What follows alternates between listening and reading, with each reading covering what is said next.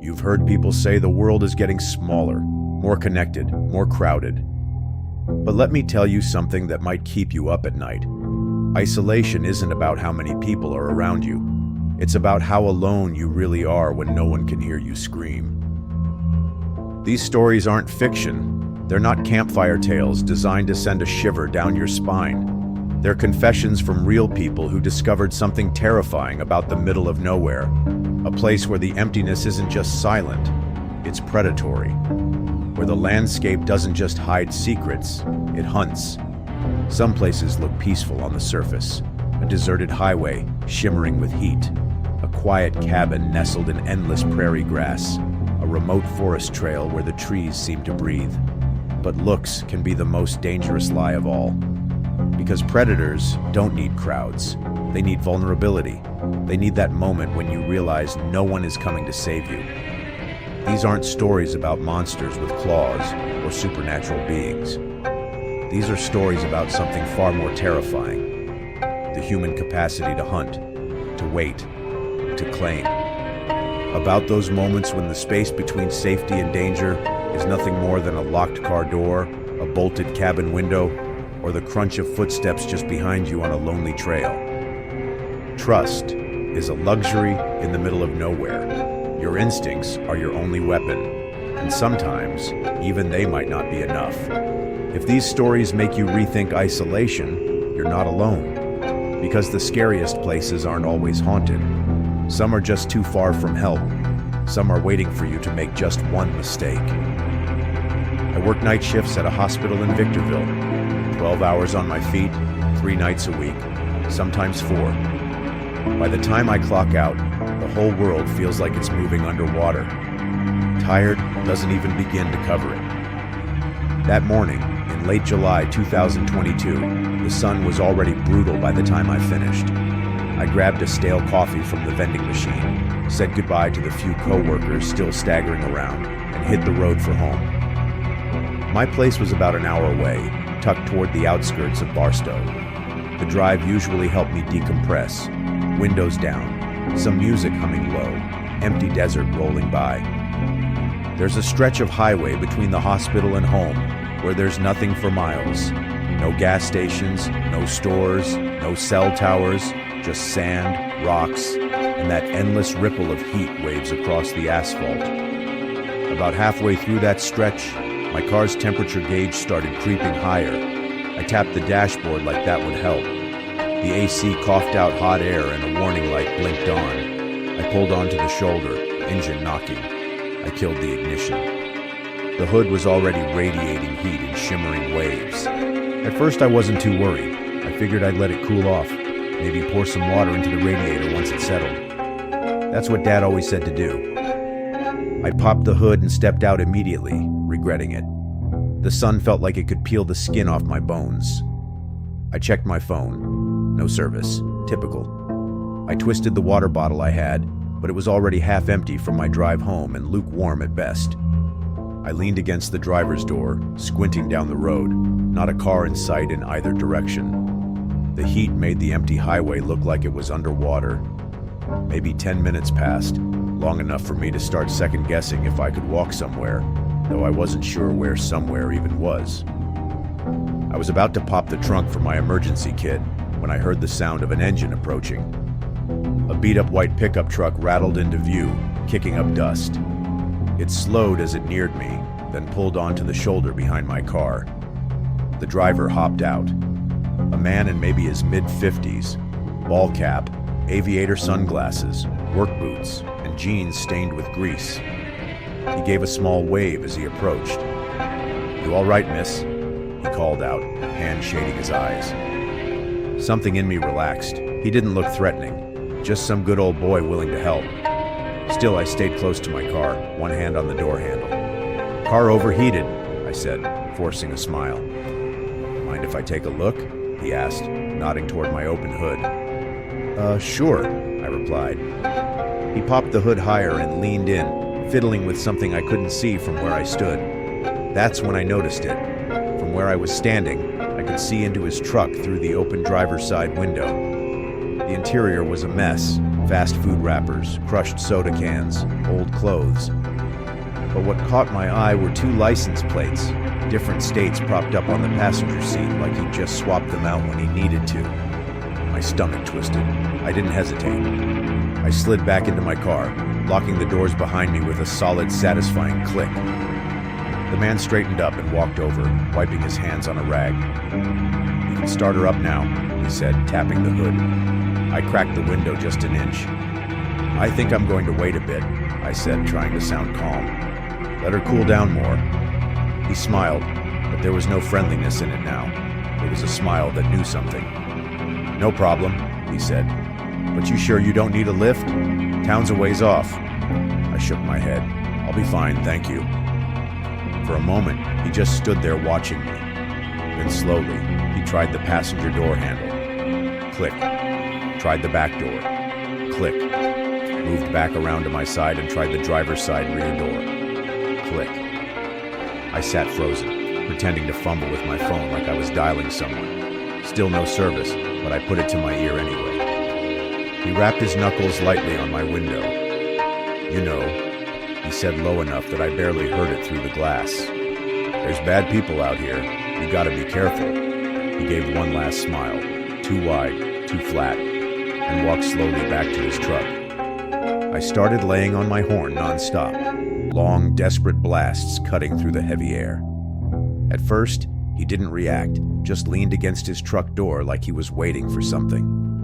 Then, blessedly, another vehicle appeared down the highway, a family-sized SUV towing a boat. As it grew closer, the man scowled, spat in the dirt, and jumped into his truck. He peeled away in the opposite direction, tires spraying gravel. The SUV slowed to check on me, and the driver, a man with 2 teenagers in the back seat, asked if I needed help. I nodded, tears pricking my eyes from sheer relief. They had a satellite phone and were able to call a tow truck for me. I stayed parked between their car and mine until it showed up. When I finally got home, safe and tired beyond words, I filed a police report. They asked for a description of the man in his truck. I mentioned the license plates in the cab. The officer exchanged a look with his partner. They told me that in the last few months, there had been a rash of attacks along isolated stretches like the one where I broke down. Same modus operandi, a lone woman, broken down car, and a good Samaritan who wasn't interested in fixing anything. Sometimes they were never seen again. Sometimes only the car was found. They handled it like it was important. I gave them every detail I could remember. The make of the truck, the plates I saw, the man's face. But I don't know if they ever caught him. They didn't tell me. For weeks after that, I jumped every time a car slowed down near me. I bought a new car. I don't drive that stretch anymore unless I absolutely have to. And even then, my trunk is stocked with emergency supplies. My phone is preloaded with offline maps. I carry a small crowbar under my seat. I also trust my instincts now because I realized that morning under that blistering sun that the scariest thing wasn't my broken car. It wasn't being stranded with no phone signal. It wasn't even being alone in the middle of nowhere. The scariest thing was realizing that he hadn't stopped to help me. He had stopped to make sure no one would ever find me. I don't usually take solo trips. Between my shifts at the vet clinic and all the family stuff back home, free weekends were rare. And honestly, when I did get time off, I usually just slept. But that spring, I was starting to feel claustrophobic in my own life. Work, traffic, noise. I needed a reset, something quiet, somewhere open where I could actually breathe. A friend recommended a little cabin out in rural Wyoming. One road in, one road out, about 10 minutes off the main highway. No neighbors for miles. A tiny thing with just a kitchen, a bed, and a view of endless prairie grass and wide blue skies. Exactly what I needed. I packed light, just some groceries, a stack of books, my hiking boots, and headed out early Friday morning. The drive was beautiful at first. Huge clouds like towers of cotton, pale yellow fields swaying in the breeze. You don't realize how loud the city is until you're out there with nothing but wind and your own thoughts. The road narrowed the further I got, asphalt crumbling into gravel. than just packed dirt lined with old fence posts and the occasional mailbox.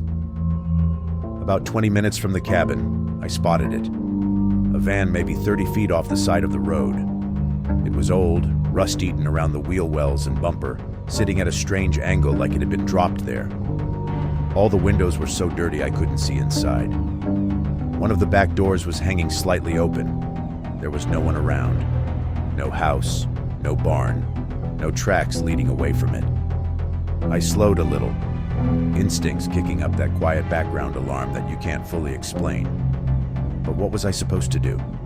It's not like I could call anyone. There hadn't been a single bar of service for the last half hour. I figured it had broken down and been abandoned. Maybe someone would come back for it later.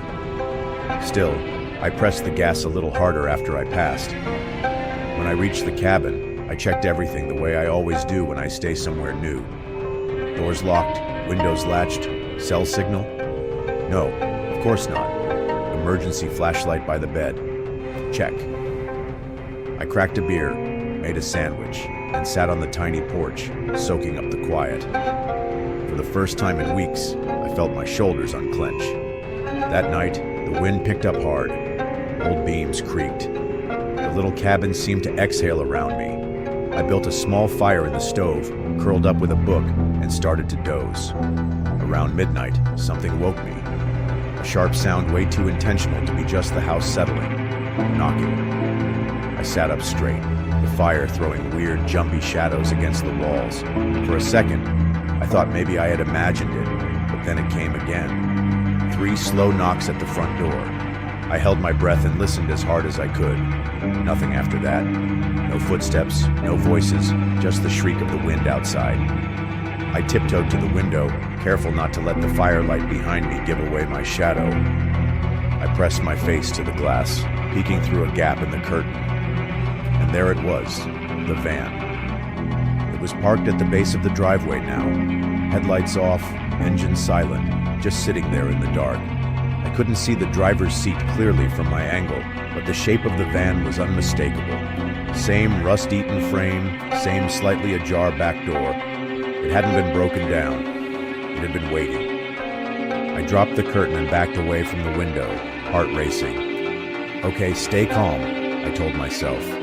Doors are locked, windows are bolted. I'm inside, they're outside. I grabbed my keys and my flashlight and made a plan in the space of 3 shaky breaths. The cabin had a side door that led out into the woods. If I could slip out unseen, I could circle around through the trees, get to my car, and drive out.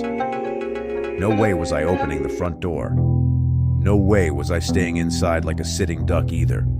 I killed the fire, snuffing the light as much as I could, and crept to the side door. Hand on the knob, I listened. The knocking came again, but slower this time. Not loud. Testing. I slipped out, shutting the door behind me with agonizing slowness. The cold hit me like a slap. I crouched low and ran straight into the black wall of trees. Branches whipped against my arms and face. I didn't dare use the flashlight until I was deep enough in that the cabin lights, if there were any, couldn't catch me. When I finally clicked it on, I used my jacket to shield the beam. The forest thinned closer to the dirt road. My car sat parked in the little gravel pull-off where I'd left it, 100 feet, maybe less, wide open. I sprinted, unlocking the doors with a shaky hand. Once inside, I jammed the key into the ignition and cranked it over, praying it wouldn't stall. The engine kicked on loud and sudden. As I threw it into reverse, my headlights swung across the cabin and briefly illuminated a figure standing halfway down the driveway, facing the cabin. Not moving, not chasing, just standing there. I gunned it onto the dirt road and tore off into the dark. I didn't stop driving until I hit a diner on the outskirts of the nearest town, one with bright fluorescent lights and security cameras and other people. I parked right by the door, stumbling inside, and called the sheriff from the payphone. When they went to check the property the next morning, the van was gone, but they found pry marks on the front door, fresh scuffs near the latch where someone had tried to force it. They told me it wasn't the first time someone had tried something like that in the area. Sometimes thieves scouted isolated rentals looking for easy break-ins. Sometimes it was worse than that. I asked if they'd found the man. The deputy just shook his head. "Hard to find someone who doesn't want to be found out here," he said. Then he added something that chilled me to the bone. "It still keeps me up some nights thinking about that knocking, how polite it sounded at first, how patient he must have been at just standing there in the dark waiting for me to make a mistake."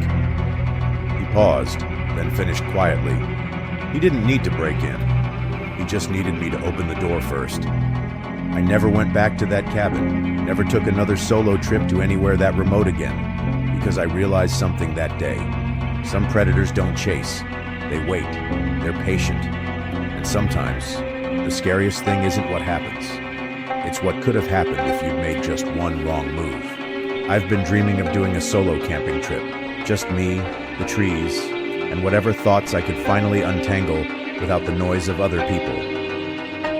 Between a rough breakup and a stressful year of teaching yoga classes nonstop, it felt like exactly what I needed. Something to reset my soul, something real. Olympic National Park seemed perfect. Untouched forest for miles, towering trees so thick they swallowed sound. Trails that barely saw more than a few hikers a day. It felt like the closest I could get to being completely alone without actually dropping off the face of the earth. I picked a remote backcountry site, just a clearing near a shallow stream. The hike in took most of the day. By the time I set up my tent, the sun was sinking low, filtering through the branches like gold dust. That first evening was beautiful. I made a tiny fire, read a few chapters of the novel I'd been meaning to finish, stretched out under the fading light, and listened to the wind comb through the treetops. For the first time in months, I wasn't anyone's teacher, friend, sister, or daughter. I was just there existing. I slept like a rock that night until I stepped out of my tent the next morning. There, placed carefully right outside the zipper, was a bundle. Looked like nothing at first. I thought it was just some debris blown together by the wind, but it was too neat. A tiny cluster of twigs tied together with a strip of what looked like plant fiber, feathers tucked into the knot, and a few long, coarse strands of what looked like human hair woven through. I crouched down, inspecting it. Maybe it was some local native tradition I didn't know about, or kids from a nearby campsite playing a prank.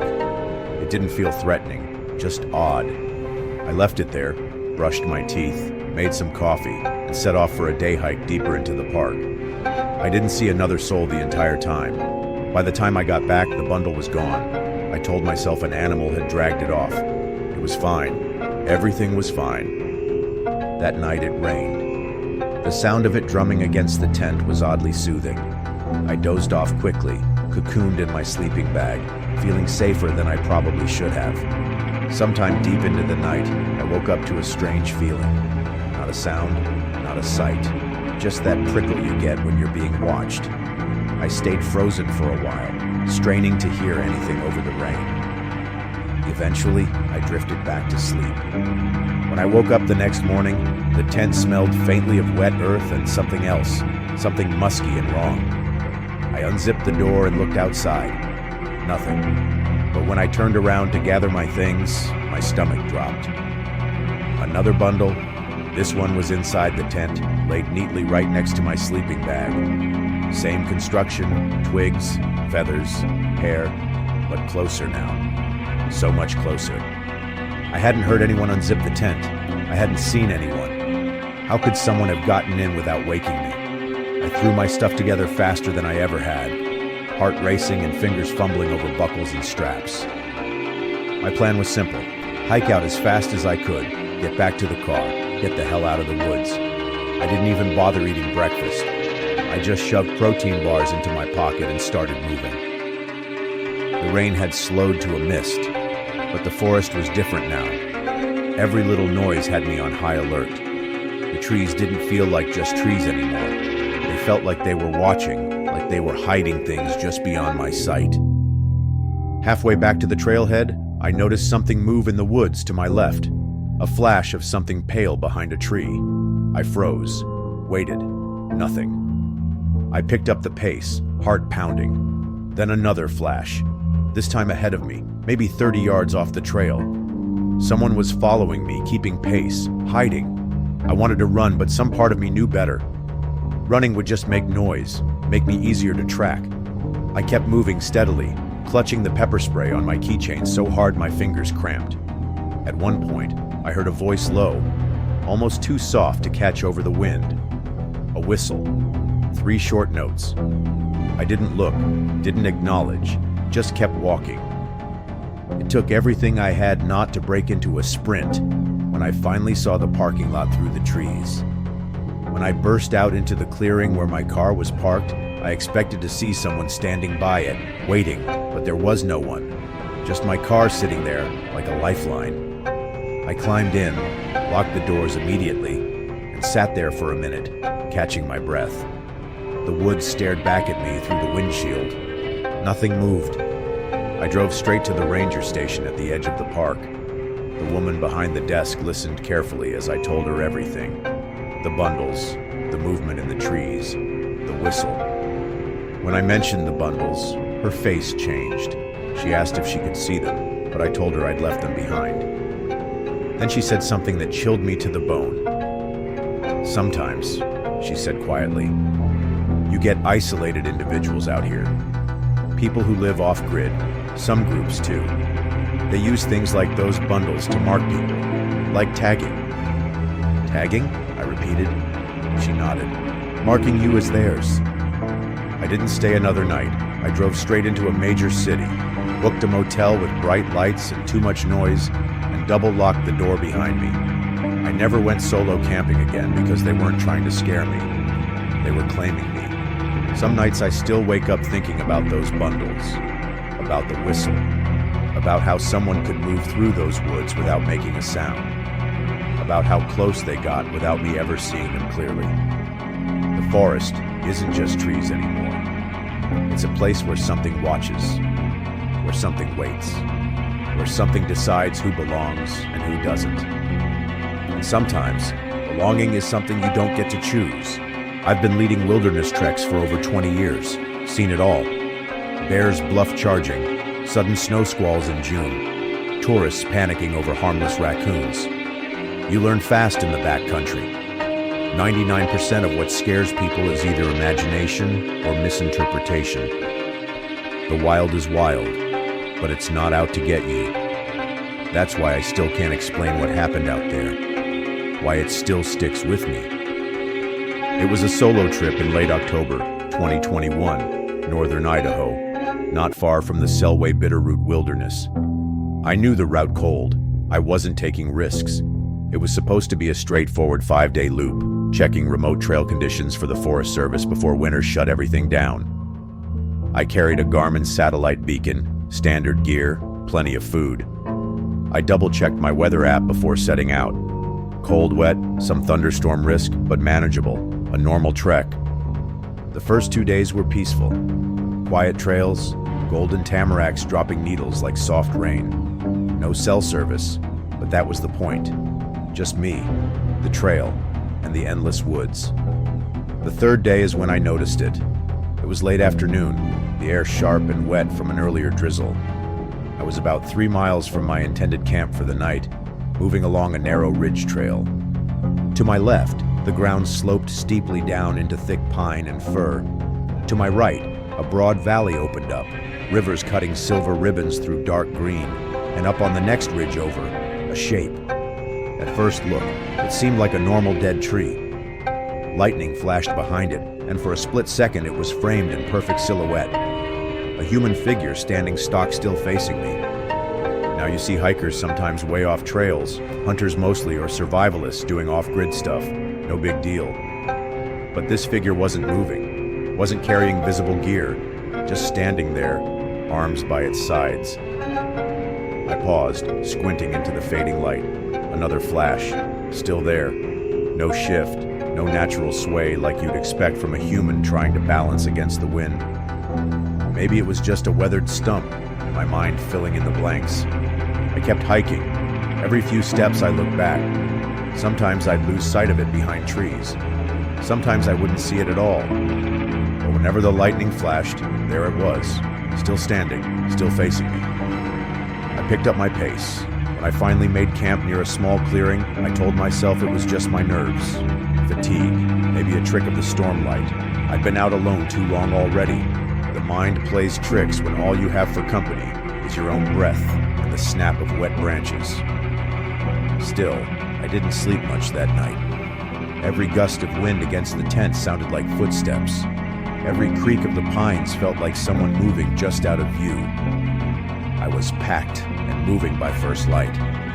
About 5 miles from the trail, head near a spot where the trees thin out and you get long sight lines. I made a mistake. I looked back. There across the small valley, maybe 200 yards out, was the same figure, still unmoving, still watching. It was broad daylight now. No storm, no tricks of the eye. I couldn't make out a face, just the outline. Heavy coat, stocky build, no visible backpack, no weapon that I could see, but no gear either. No normal hiker would be out here without a pack. No one sane anyway. I didn't stop walking, just turned my head and kept moving a little faster now. My heart was going crazy, but I kept it together. Panic gets you hurt out here. I couldn't afford a twisted ankle or a wrong turn. But every time the trail switchbacked or rose high enough for a look behind me, there he was. Same distance, same stillness, like he was waiting for something. Hours passed. I tried to rationalize it. Maybe it was a scarecrow someone put up for a joke. Maybe I'd cross paths with a backcountry ranger later who'd laugh and say, "Oh yeah, that's old man Marker. Been there for years." But deep down, I didn't believe that. Around noon, as I made a sharp turn to cross a ridge, I caught sight of the trail behind me again. And for the first time, he was closer. Maybe 100 yards now. No movement, no visible chase, just closer. I didn't eat lunch, didn't stop for water. I forced my legs to keep moving, counting steps in sets of 10 to stay focused. The wind picked up in the afternoon, gusting through the trees hard enough to bend trunks. A storm was coming back in. Fine by me. Hard rain would mask my scent, my footprints, make it harder for him, if he was even human. I know how crazy that sounds. I'm a logical guy, grounded. But at some point, when you're deep in the woods and something unnatural is happening, it doesn't matter if it sounds crazy. It feels real, and that's enough. When I reached the trailhead around 4 p.m., my truck was still there. Thank God. No damage. No other vehicles parked nearby. I didn't waste time. Tossed my gear in the bed, slammed the door, started the engine. I pulled out fast, tires crunching gravel, and didn't look back. It wasn't until the next day, back at home, when I decided to go over my gear, repack it, dry out my tent, standard post-trip stuff. That's when I noticed it. Mud on my sleeping bag. On the inside, small streaks, like someone had touched it with dirty fingers. As if someone had stood outside my tent, right where my head would have been, just standing, watching. I didn't tell anyone right away. Who would believe it? Even my wife would just say I was overtired, reading too much into nothing. Maybe she'd be right. But even now, months later, when the storms roll in and the house goes dark, I sometimes catch myself looking out the window at the tree line, expecting to see that figure standing there, waiting, watching. I don't know when he stopped following me, but some nights I'm not sure he ever did, because the wilderness isn't just trees and trails. Sometimes it's something else entirely. Something that watches, something that follows, something that chooses when and if to let you go. If these stories have done anything, they've shown you that isolation isn't just about being alone. It's about being vulnerable. Those empty spaces between civilization, the deserted highways, the remote cabins, the silent forests, they're not just landscapes, they're hunting grounds. Each of these stories could have ended differently. One wrong move, one moment of hesitation, one decision to be kind, to be curious, to be trusting. That's all it takes. These aren't just horror stories. They're survival guides disguised as nightmares. Remember, your instincts are your first line of defense. That feeling in your gut when something seems off? Listen to it. Trust it. It doesn't matter if you sound paranoid. It doesn't matter if you look ridiculous. Survival is more important than politeness. If you're watching this, you're already part of the Verified Fears community. A community that understands the world isn't always what it seems. A community that knows true horror isn't about monsters or ghosts. It's about those moments when you realize how thin the line is between safety and danger. So here's what I need you to do. Like this video if these stories made your skin crawl. Subscribe to Verified Fears for more real-life horror that will make you think twice about your next solo trip. Share this with someone who needs a reminder to trust their instincts. Comment below which of these stories terrified you the most. And remember, some predators don't chase, they wait, they watch. And sometimes, the scariest thing isn't what happens. It's what could have happened if you hadn't been paying attention. Stay sharp, stay safe, and never underestimate the darkness waiting in the middle of nowhere. See you in the next nightmare.